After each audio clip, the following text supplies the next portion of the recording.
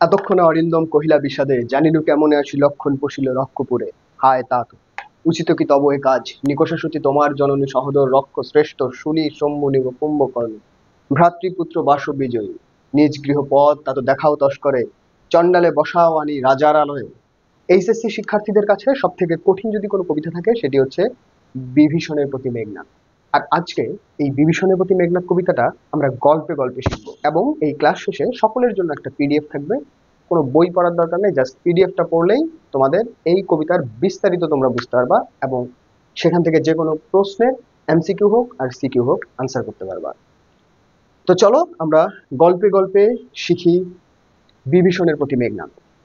বিভীষণের প্রতি মেঘনাদ শেখার আগে বা শুরু করার আগে তোমাদেরকে রামায়ণ সম্পর্কে একটু ধারণা দিতে হবে, কারণ রামায়ণ সম্পর্কে যদি ধারণা তোমাদের মাঝে না থাকে তাহলে তোমরা এই কবিতাটা খুব সহজে মনে রাখতে পারবা না বা ঘটনা প্রবাহগুলো ধরতে পারবা না। এখন হিন্দু যারা আছো, যারা রামায়ণ সম্পর্কে জানো, তাদের জন্য এখানে সুবিধা হবে, এবং অন্যান্য ধর্মের যেমন মুসলমান ধর্মের যে শিক্ষার্থীরা আছে তাদের জন্য এটা একটু বেশি কঠিন হয়ে যায়। সমস্যা নাই, আমি আছি, ছোট করে গল্প বলবো, এবং এই গল্পের মধ্যে দিয়েই আমরা বিভীষণের প্রতি মেঘনাদের পুরো ঘটনা প্রবাহটা বুঝতে পারবো। দেখো, মাইকেল মধুসূদন দত্তকে বলা হতো কি বলতো? মাইকেল মধুসূদন দত্তকে বলা হতো প্রথা বিরোধী লেখক। এর অন্যতম কারণ হচ্ছে এই মেঘনাদবধ কাব্য। কেননা এই মাইকেল মধুসূদন দত্ত রামায়ণের নবরূপ হিসেবে এই মেঘনাদবধ কাব্য রচনা করেন। এখন শুরুতেই আসি, বিভীষণের প্রতি মেঘনাদ তোমাদের যতটুকু দেয়া আছে সেটা তোমরা জানো যে বিভীষণের প্রতি মেঘনাদ, মেঘনাদবধ কাব্য যে আছে,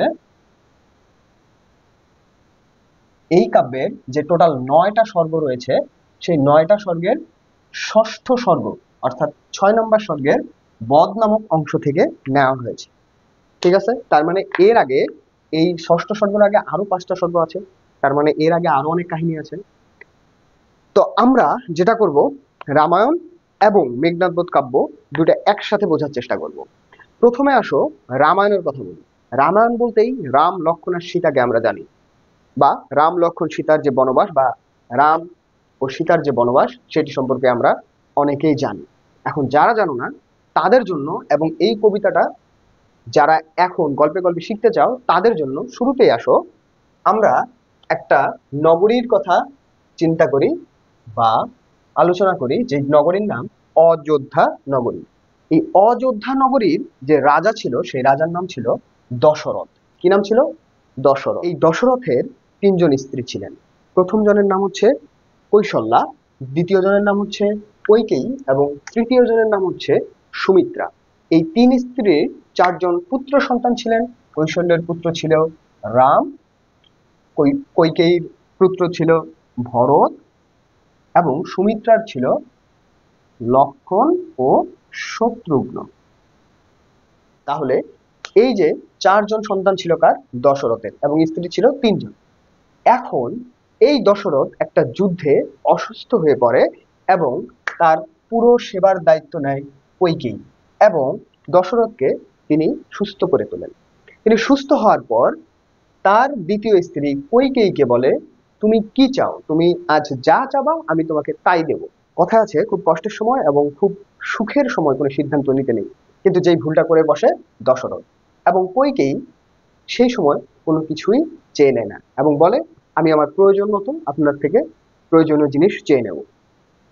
তো একটা সময় পর দশরথ যখন তার পুত্রদেরকে বা তার পুত্রদের মধ্য থেকে যুবরাজ নির্বাচন করার জন্য রামকে বেছে নেয়, তখন এই কইকেয়ী, যে কিনা দশরথকে সুস্থ করে তুলেছিল, সে গিয়ে তার দাসীর কুমন্ত্রণায় পড়ে রাজা দশরথকে 2টি বর দাবি করে বসে।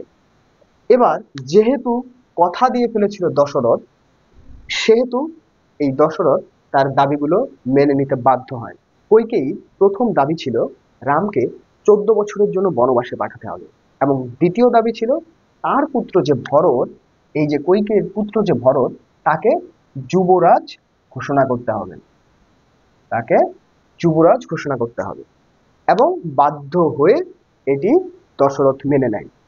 সেই সাথে সাথে রামকে 14 বছরের জন্য বনবাসে পাঠানো হয়, এবং রাম তার বাবার সম্মান রক্ষার্থে বনবাসে যাওয়ার জন্য প্রস্তুতি নেয়। ঠিক সেই সময় রামের স্ত্রী সীতা তার সাথে যাওয়ার জন্য বায়না ধরে বসে।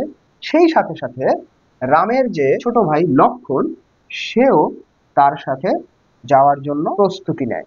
এবং এই তিনজন, রাম, লক্ষণ এবং সীতা, রাম লক্ষণ দুই ভাই এবং রামের স্ত্রী সীতা বনবাসের জন্য রওনা দেয়। এবার আসো আমরা এই অযোধ্যা নগরীর দশরথের 3 স্ত্রী এবং 4 সন্তানের গল্প শুনলাম, যেখানে কিনা দেখলাম রাম, লক্ষণ, সীতা শেষমেশ বনবাসে গেল। এবার এই অংশটার পাশাপাশি আরেকটা অংশ বা আরেকটা অঞ্চলের গল্প তোমাদেরকে শোনাই। যেই গল্পের মূল যে রয়েছে নিকোষা সতী, তিনি একজন রাক্ষসী। সেই রাজ্যের নাম কি? লঙ্কাপুরী।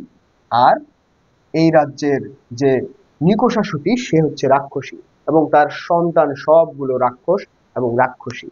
এই রাজ্যের নাম লঙ্কাপুরী, যাকে আবার রক্ষপুরও বলে, কারণ রাক্ষসদের স্থান বা রাক্ষসরা যেখানে বসবাস করে, রাক্ষসদের রাজ্য। এই রাজ্যে নিকোষা সতীর সন্তান রয়েছে 4 জন, যার মধ্যে 3 জন পুত্র সন্তান, 1 জন কন্যা সন্তান। 4 জন হচ্ছে রাক্ষস এবং রাক্ষসী। নিকোষা সতীর প্রথম সন্তান রাবণ ব্রহ্মার দেখা পাওয়ার জন্য একদম তপস্যায় বসে যায় এবং একটা সময় গিয়ে দেবতা ব্রহ্মা এই মর্তলোকে নেমে আসে এবং রাবণকে বলে, হে রাবণ, তুমি আমাকে এতভাবে ডেকেছো যে আমি না এসে পারিনি, বলো এখন তুমি কি চাও।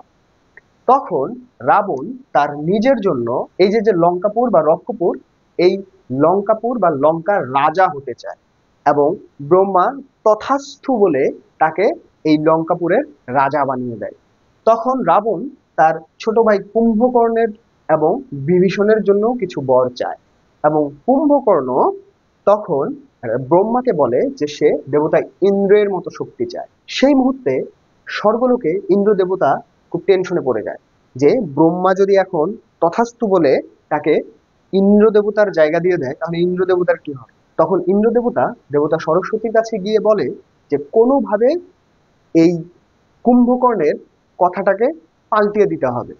এবং কুম্ভকর্ণ যখন ইন্দ্রাসন চাবে, সেই সময় সেই ইন্দ্রাসন বলতে গিয়ে সরস্বতী দেবতার ছলনার ফলে সে চেয়ে বসে নিদ্রাসন এবং সঙ্গে সঙ্গে ব্রহ্ম দেবতা তথাস্তু বলে তাকে একদম চিরতরে ঘুম পাড়িয়ে দেয়। যখন রাবণ বুঝতে পারে তার ভাই সারা জীবন শুধু ঘুমাবেই, তখন ব্রহ্মা দেবতার কাছে কাকুতি মিনতি করে বছরের অর্ধেক সময় ঘুম এবং অর্ধেক সময় কুম্ভকর্ণ যেন যুদ্ধ করতে পারে, জেগে থাকে, তার ব্যবস্থা করে নেয়। এবং সর্বশেষ বিভীষণ এই ব্রহ্ম দেবতার থেকে ধর্ম ও সত্য পথ চলার মতো শক্তি, সামর্থ্য এবং সবকিছু চেয়ে নেয় এবং ব্রহ্মা দেবতা বিভীষণকে ধর্ম ও সত্যের পথে চলার বর দিয়ে যায়। এইভাবে দুইটা রাজ্যের আলাদা আলাদা ক্যারেক্টার গুলোকে এবার আমরা এক জায়গায় নিয়ে আসবো। কিভাবে এক জায়গায় নিয়ে আসবো? রামায়ণের মধ্যে যখন রাম, লক্ষণ, সীতা বনবাসে যায়, খেয়াল করো, এই রাম, লক্ষণ, সীতা, রাম, লক্ষণ, সীতা, তারা কই যায়? বনবাসে। বনবাসে, ধরো তারা একটা জঙ্গলে বনবাসে গিয়েছে এবং সেখানে তারা কুটির করে সেখানে অবস্থান করেছে। এখন এই দিকে যে রক্ষপুর, এই বনের পাশেই নদী, এই বনের পাশে আবার আবার বন, আবার নদী, তারপরেই ধরো এখানে হচ্ছে গিয়ে রক্ষপুর। রক্ষপুর এই এই রাজ্যের কুৎসিত যে রাক্ষসী ছিল, রাক্ষসী নিকোষা সতীর কন্যা শূর্পণখা, সে একদিন এই জঙ্গল পেরিয়ে এই দিকে এসে রামকে দেখে এবং রামকে বিবাহের প্রস্তাব দিয়ে বসে। ঠিক সেই সময় লক্ষণ সেই শূর্পণখার নাক কেটে দেয়। তার নাক কেটে দেওয়ার ফলে শূর্পণখা তার রাজ্যে ফিরে যায় এবং রাবণকে দিয়ে সীতাকে হরণ করিয়ে নেয়। এই যে সীতাকে হরণ করানো হলো, এরপর এই লঙ্কাপুর এবং রাম লক্ষণের সাথে রাবণদের একটা যুদ্ধ বেঁধে যায়। এই যুদ্ধটাই রামায়ণের মূল টপিক। এই রামায়ণের মধ্যে রাম লক্ষণ যুদ্ধ করে এদেরকে হারিয়ে সীতাকে উদ্ধার করে। এখন দেখো রামায়ণে হিরো কারা? রামায়ণে হিরো হচ্ছে রাম, লক্ষণ, আর ভিলেন হচ্ছে রাবণ, কুম্ভকর্ণ। কিন্তু মেঘনাদ বধ কাব্যে সব থেকে বড় ভিলেন হচ্ছে বিভীষণ, কারণ সে তার ভাই, তার জন্মভূমি এবং তার ভাতিজার সকলের সাথে বিশ্বাসঘাতকতা করে এবং রাম লক্ষণের সাথে যুক্ত হয়ে এই রাবণ, কুম্ভকর্ণ, মেঘনাদ, বীরবাহু সবাইকে মারতে সহায়তা করে। রামায়ণের নবরূপ, অর্থাৎ রামায়ণকে একদম উল্টিয়ে দিয়ে প্লট গুলো একই থাকে, ক্যারেক্টার গুলোতে যেগুলো ভালো ছিল সেগুলোকে খারাপ বানিয়ে দেয়, যেগুলো খারাপ ছিল সেগুলোকে ভালো বানিয়ে দেয়।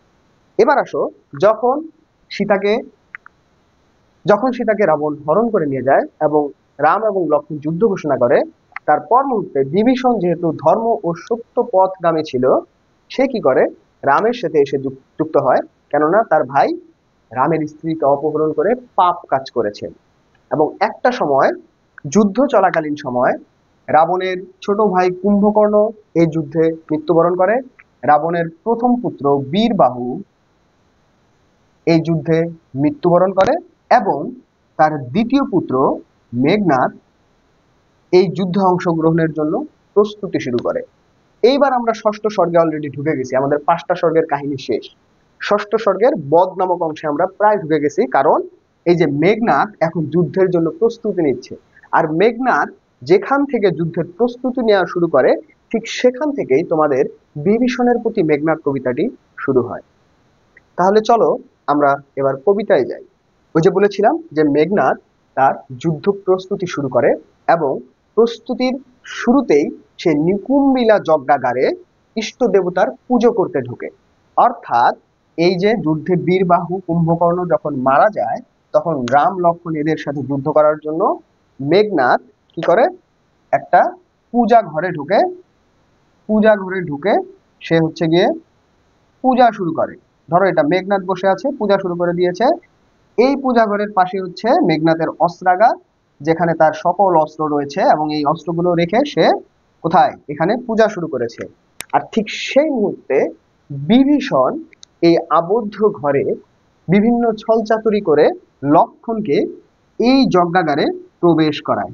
কে করায়? এই যে বিভীষণ তাকে এখানে প্রবেশ করায়, লক্ষ্মণকে এখানে প্রবেশ করায়।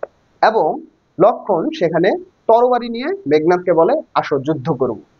এখন দেখো, মেঘনাদ যেহেতু এখানে অস্ত্রহীন অবস্থায় রয়েছে, তখন সে শুরু করে, বা তখন থেকে এই কবিতার কাহিনী শুরু হয়।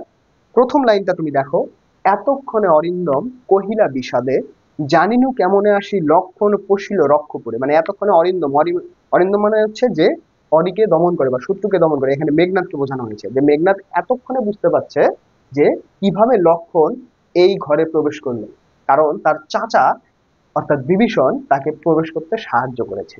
তারপরে বলছে, হায় তার উচিত কি তবই কাজ। তার চাচাকে বলছে, চাচা এই কাজটা কি তোমার করা উচিত হয়েছে। এবার মেঘনাদ দেখো কি করছে, তার চাচাকে তার আসল পরিচয় জানিয়ে দিচ্ছে যে তুমি কে, তুমি এই নিকষা সতীর ছেলে, রাবণের ভাই, আমার চাচা, তুমি আমাদের একজন হয়ে কিভাবে লক্ষণকে সাহায্য করতে পারো। এখানে বলছে কিভাবে, দেখো, নিকষা সতী তোমার জননী। নিকষা সতী কার জননী? রাবণ, কুম্ভকর্ণ এবং বিভীষণের জননী। নিকষা সতী তোমার জননী, সহোদর রক্ষ শ্রেষ্ঠ, তোমার ভাই রাক্ষসদের শ্রেষ্ঠ রাবণ। শুলি শম্ভুনি কুম্ভকর্ণ, দেবতা শিবের মতো শক্তিশালী কুম্ভকর্ণ তোমার ভাই। ভ্রাতৃপুত্র বাসব বিজয়ী, আর আমি মেঘনাদ বাসব বিজয়ী। বাসব হচ্ছে ইন্দ্র দেবতা, ইন্দ্র দেবতার সাথে এক যুদ্ধে মেঘনাদ জয়লাভ করে, তখন থেকে তাকে বাসব বিজয়ী নাম দেওয়া হয়, বা এজন্য তাকে ইন্দ্রজিত বলা হয়। সো মেঘনাদ বলতেছে, আমি ইন্দ্র দেবতাকে হারাইছি, সেই বাসব বিজয়ী আমি, আর তুমি হচ্ছ আমাদের কি আত্মীয় এবং তুমি আমাদের একটা অংশ, তুমি কিভাবে এই কাজটা করলা।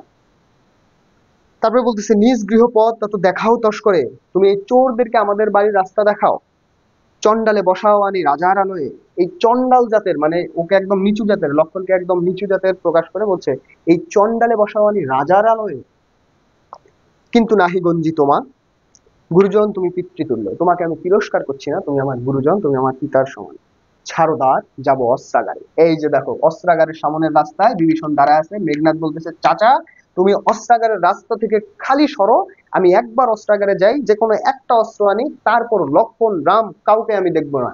সিরিয়াসলি মেঘনাদ এতটা শক্তিশালী ছিল, কারণ মেঘনাদ দেবতাদের সাথে, দৈত্যদের সাথে রাক্ষসদের যে যুদ্ধ হয়েছিল, সেই যুদ্ধে একাই দেবতাদেরকে, রাক্ষসদেরকে একদম ছিন্ন ভিন্ন করে দিয়েছিল প্রায়। সেই যুদ্ধে তোমার ইন্দ্র দেবতাকে পর্যন্ত সে হারিয়ে ফেলেছিল। সেখানে রাম লক্ষণ এদেরকে হারানো তার কাছে কোনো মেটার ছিল না। এই জন্য তার চাচাকে বারবার বলছে, ছাড়োদার যাব অস্ত্রাগারে, পাঠাইবো রামানুজের সমনে ভবনে। তারপর দেখো বলতেছে, লঙ্কার কলঙ্ক আজি ভঞ্জিব হবে, মানে যুদ্ধের মাধ্যমে লঙ্কার এই যে কলঙ্ক লাগলো লক্ষণ আসা, সেটা আমি কি দূর করব। এবার দেখো বিভীষণ কি বলছে।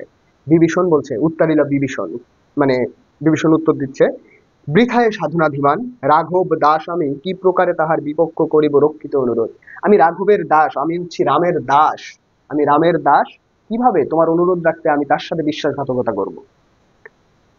উত্তরিলা কাতরে রাবণী, মানে রাবণের পুত্র মেঘনাথ রাবণী, সে হচ্ছে কাতরের সাথে উত্তর দিল, মানে কষ্ট পেয়ে উত্তর দিল, কারণ ওর চাচা বলছে আমি রামের দাস, সে খুব কষ্ট হয়েছে।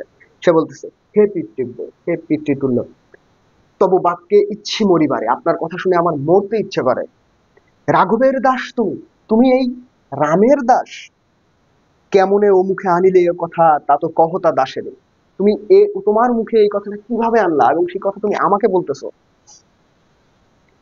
এইবার দেখো এই লাইনটা খুবই ইম্পর্টেন্ট, তোমাদের খাতায় বইয়ে যেখানে যে যেই জায়গা আছে সব জায়গায় এটা দাগায় নাও, যে স্থাপিলা বিধুরে বিধি, এই জায়গা থেকে যে লাইনটা, স্থাপিলা বিধুরে বিধি স্থানুর ললাটে, এই জায়গাটাতে মেঘনাথ বিভীষণকে তার যে অরিজিনাল অবস্থান, আসলে বিভীষণ কে, বিভীষণ হচ্ছে লঙ্কাপুরী বা রাক্ষসপুরীর একজন সন্তান, তাকে তার মানে অবস্থানটা বোঝানোর জন্য এখানে মেঘনাথ বলতেছে, স্থাপিলা বিধুরে বিধি স্থানুর ললাটে, পরি কি ভূতলে শশী জান গড়াগড়ি ধুলোয়। এখানে বলতেছে যে স্থাপিলা বিধুরে বিধি স্থানুর ললাটে, স্থাপিলা মানে স্থাপন করলো, বিধু মানে চাঁদ, বিধি মানে স্রষ্টা, স্রষ্টা চাঁদকে স্থাপন করলো স্থানুর ললাটে, আকাশের নিশ্চল একটি জায়গায়, সুন্দর একটি জায়গায় চাঁদকে অবস্থান করালো। পরি কি ভূতলে শশী জান গড়াগড়ি ধুলোয়, এই চাঁদ কি কখনো আকাশ থেকে নিচে এসে ধুলোর মধ্যে গড়াগড়ি খায়? চাঁদ যদি আকাশ থেকে নিচে পড়ে ধুলোর সাথে গড়াগড়ি না খায়, তাহলে তুমি কিভাবে লঙ্কাপুরী বা রাক্ষসপুরের একজন সন্তান হয়ে এই অধম রামলক্ষণদের সঙ্গে গিয়ে মেশো, এবং তাদেরকে তুমি বলো সে কিনা তোমার গুরু, তুমি কিনা তার দাস। তারপরে বলতেছে, হে রক্ষরথী, ভুলিলে কেমনে কে তুমি, তুমি কিভাবে ভুললা যে তুমি কে, জন্ম তোমার কোন মহাকুলে, কোন মহাকুলে তোমার জন্ম। তারপরে বলছে যে, কেবা সে অধম রাম, এই অধম রামটা কে। তারপরে আবার ওই স্থাপিলা বিধুরে বিধি স্থানুর ললাটের মতোই আরেকটা বাক্য বলতেছে, দেখো, স্বচ্ছ সরোবরে করে কেলি রাজহংস পঙ্কজ কাননে, যায় কি সে কভু প্রভু পঙ্কিল সলিলে শৈবাল দলের ধাম। মানে তোমার পরিষ্কার পানিতে পদ্ম জলে যে রাজহাঁসেরা গোসল করে, তারা কি কখনো কাদর মধ্যে গিয়ে গড়াগড়ি খায়? অবশ্যই খায় না। তাহলে তুমি কিভাবে গিয়ে রাম লক্ষণদের সাথে মেশো। তারপরে আবার বলতেছে, দেখো, হে বীর কেশরী,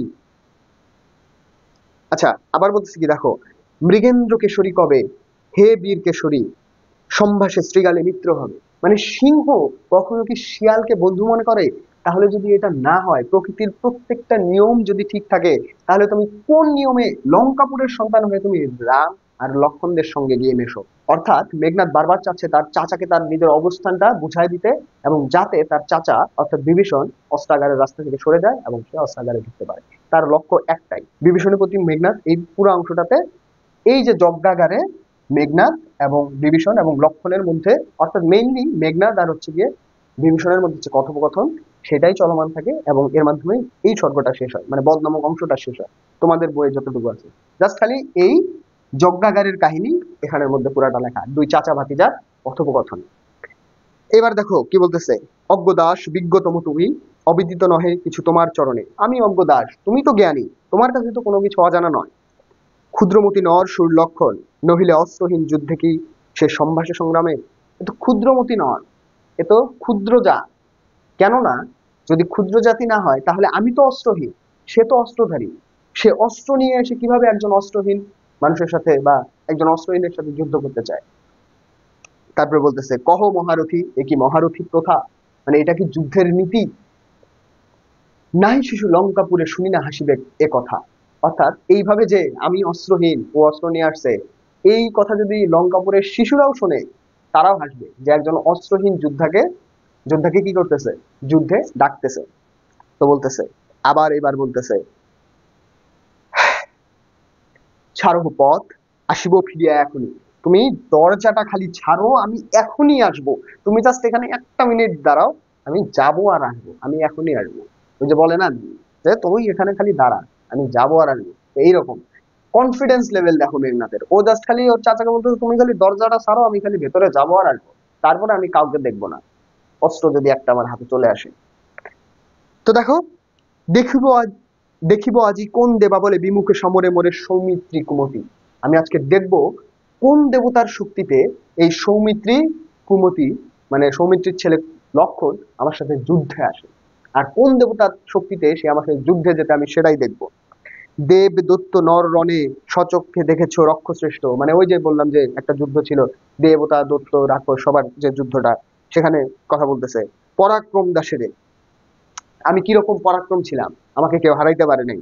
কি দেখে ডরিবে হে দাস হেন দুর্বল মানবে, মানে তোমার এই দাস বা মেঘনাথ বলতেছে আমি এই দুর্বল মানবকে দেখে কি দেখে ভয় পাবো, তুমি তুমি তো দেখছো যে আমি দেবতা দত্ত যুদ্ধে আমি কি পরিমাণ পরাক্রমী ছিলাম। নিকুম্বিলা যজ্ঞাগারে প্রগলম্ভে পশিল দম্ভী আজ্ঞা করো দাসে শাস্তি নরাধমে। এই নিকুম্বিলা যজ্ঞাগারে সে প্রবেশ করেছে, তার এত বড় সাহস, তুমি জাস্ট খালি আমাকে চাচা বলো, আজ্ঞা দাও, একে শেষ করতে আমার 1 সেকেন্ড টাইম লাগবে না। তো বলতেছে তব জন্মপুরে তার পদার্পণ করে বনবাসী, মানে এই বনবাসী আমাদের এই জন্ম ভূমিতে প্রবেশ করে, কত বড় সাহস। তারপর বলতেছে যে হে বিধাত নন্দিত কাননে ভ্রমে দুরাচার দত্ত, মানে এই দুরাচার দত্তরা আমাদের এই ফুলের বাগান রূপ যে লঙ্কাপুরী এখানে এসে কি করতেছে, নষ্ট করে দিচ্ছে। প্রফুল্ল কমলে কীটবাস, ফুলের মধ্যে যেমন পোকামাকড় থাকে তেমনি ফুল হচ্ছে তোমার লঙ্কাপুরী, পোকামাকড় হচ্ছে রাম লক্ষণ। তারপর বলতেছে কহ, কহ তাত সহিব কেমনে হেন অপমান আমি ভ্রাতৃপুত্র তব, তোমার ভাইয়ের ছেলে হয়ে আমি কিভাবে এটা সহ্য করব, আমাদের এই লঙ্কাপুরীতে এই পোকামাকড় এসে পড়ে গেছে। তুমিও হে রক্ষরথী, বিভীষণকে বলতেছে যে তুমিও হে রক্ষরথী সহিছ কেমনে, মানে তুমি কিভাবে এগুলো সহ্য করতেছো, আমি তো অবাক হয়ে যাই, তুমি আমার চাচা, তুমি কিভাবে এগুলো সহ্য করতেছো।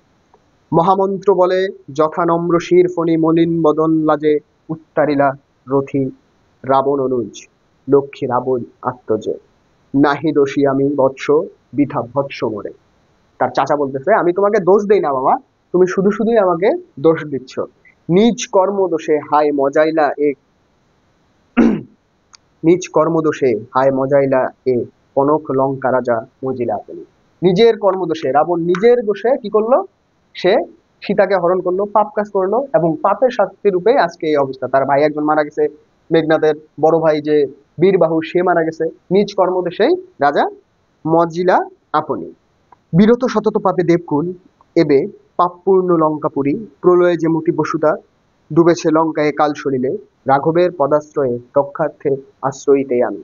অর্থাৎ যেভাবে বসুন্ধরা কাল সলিলে ডুবেছিল, পাপে ডুবেছিল, সেরূপেই এই লঙ্কাপুরী ডুববে, এবং এখান থেকে নিজেকে রক্ষা করতে আমি রামের পদাশ্রয়ে বা পায়ে আশ্রয় নিয়েছি। তারপর বলতেছে খুবই পৃথিবীতে সত্য একটা বাক্য, পর দোষে কে চাহে মজিতে, তোমার দোষে তোমার কর্মফল কেউ ভোগ করবে না, তোমার কর্মফল তোমাকেই ভোগ করতে হবে, এবং তোমার দোষে কেউ দোষী হবে না, এটা পৃথিবীর চরম সত্য বাস্তব কথা।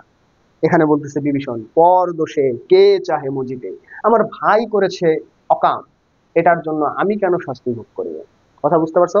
এবার দেখো মেঘনাথ খেপে গেছে, বলতেছে রুশিলা বাসপ্রাস, মানে মেঘনাথ খেপে গিয়ে বলতেছে, রুশে বলতেছে গম্ভীরে যেমতি নিশীতে অম্বরে মন্ত্রে জিমুতেন্দ্র কপি কহিলা বীরেন্দ্র বলি, মানে একদম কঠিন বা কঠোর কণ্ঠে বীরেন্দ্র বলি কে, মেঘনাথ বলতেছে ধর্ম পথগামী হে রাক্ষসানুজ, ধর্মের পথে চলা হে রাক্ষসের ছোট ভাই বা রাক্ষস অনুজ, যেটাই বলো, বিখ্যাত জগতে তুমি, তুমি জগতে বিখ্যাত, মানে বিভীষণকে বলতেছে মেঘনাথ, খেপে গিয়ে বলতেছে কোন ধর্ম মতে কহ দাসে শুনি, মানে কোন ধর্ম থেকে তুমি শিখছো সেটা আমাকে বলো দেখি শুনি। জ্ঞাতিত্ব ভ্রাতৃত্ব জাতি এ সকলে দিলা জলাঞ্জলি, এই লাইনটা খুবই ইম্পর্টেন্ট।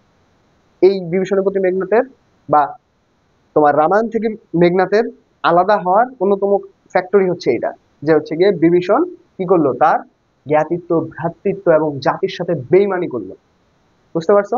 কিন্তু আসলে রামায়ণের মূল কাহিনী কি ছিল, যেহেতু সে ধর্ম ও সত্যের পথ বেছে নিয়েছিল, সে অবশ্যই রাম লক্ষ্মণের সাথে যুক্ত হবে, কারণ এরা সত্য পথে ছিল। রাম রাবণ কুম্ভকর্ণ এরা হচ্ছে গিয়ে মানে ভিলেন পার্টি ছিল, তাই না, সেখানে তো বিভীষণ এদের সাথেই যোগ দেওয়ার কথা রামায়ণের থিওরি অনুযায়ী। বাট তোমার মেঘনাদ বধ কাব্যে জিনিসটাকে উল্টাই দিছে, এখানে দেশপ্রেমটাকে মুখ্য করে দেখছে। ওই যে তোমার মাইকেল মধুসূদন দত্তের আবার দেশমাতৃকার প্রতি আলাদা একটা ভালোবাসা আছে তো, দেশ থেকে বিদেশে গিয়ে লেখালেখি করে কোনো কিছু তো হয় না এরকম, পরে তো আবার তিনি বিভিন্ন লেখালেখির মাধ্যমে তিনি সবসময় দেশমাতৃকাকে খুব ভালোবাসা দেখেছে।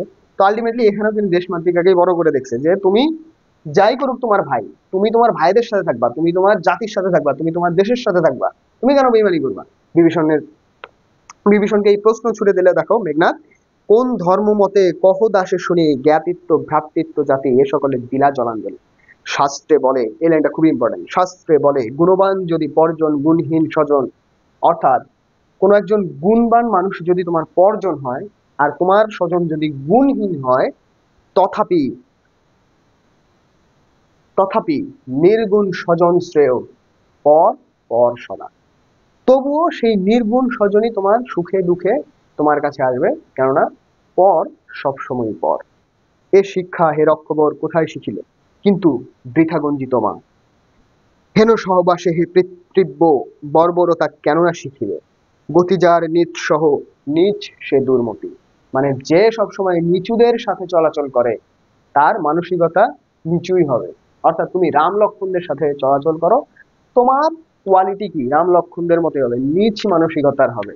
তো এটাই বিভীষণ বলতে তোমার মেঘনাদ বলতেছে, এবং একটা সময় এই কথার মধ্যে দিয়েই লক্ষণ করে কি করে মেঘনাদকে মেরে দেয়। এবং এখানে হচ্ছে গিয়ে রাবণের দ্বিতীয় সন্তান বীরবাহুর পর যে এই যে মেঘনাদ ছিল, বা রাবণের একমাত্র সব থেকে বড় শক্তি ছিল, ঠিক আছে, কারণ এ প্রচন্ড শক্তিশালী ছিল, ও যদি একবার যুদ্ধে যাইতো তাহলে গল্পটা অন্য একটু ভিন্ন রকম হতে পারতো। বাট আলটিমেটলি বিভীষণের সহায়তায় লক্ষণ তাকে নিকুম্বিলা যজ্ঞাগারেই একদম জয় বাংলা করে নেয়। ক্লিয়ার? এই হচ্ছে তোমাদের নির্বাচিত অংশের টোটাল কবিতা। তোমরা যেটা করবা কাহিনীটা মনে রাখবা, তাহলে বুঝতে পারবা যে কি থেকে কি হচ্ছে। আর পুরো কবিতাতে এই দুই চাচা ভাতিজার কথোপকথন, ভাতিজা চাচারে বুঝাচ্ছে তুমি কে, তুমি হচ্ছে এই এই, কিন্তু তুমি কিভাবে এই রাম লক্ষ্মণদের সাথে গিয়ে মিশলাম বুঝতেছি না, তুমি একটু রাস্তাটা ছাড়ো, আমি একটু যাই, তারপরে আমি এখনই আসবো, গল্প এখানেই শেষ। কিন্তু বিভীষণ রাস্তা ছাড়ে না। এই দুই চাচা ভাতিজার মধ্যে কথোপকথন আমাদের কাছে খুব কঠিন মনে হয়।